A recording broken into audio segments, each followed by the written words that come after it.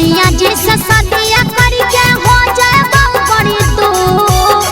सैया जी से सदिया करके चल जाए बहु बड़ी तू आगे मगहिया छौड़ा गे भरत मंगिया में सिंदूर आगे मगहिया छौड़ा गे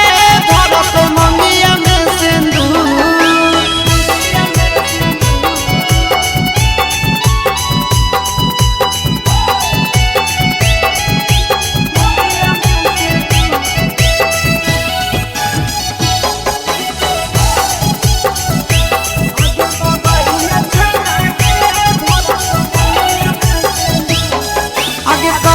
बड़ा बहादुर छौड़ी सजल तोहर मंडप के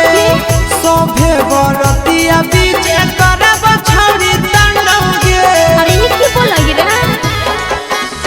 रहलु कुंवार छड़ा प्यार खूबे कइले रे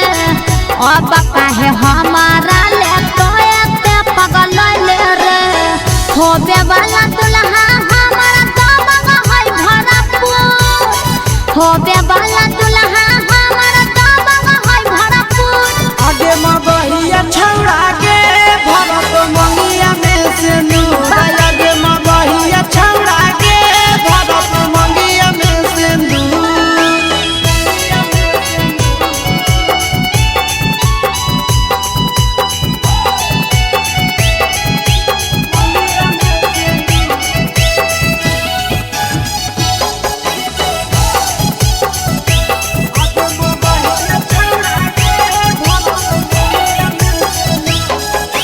भरावा के जहरावा देके गई हो ससुरनिया गे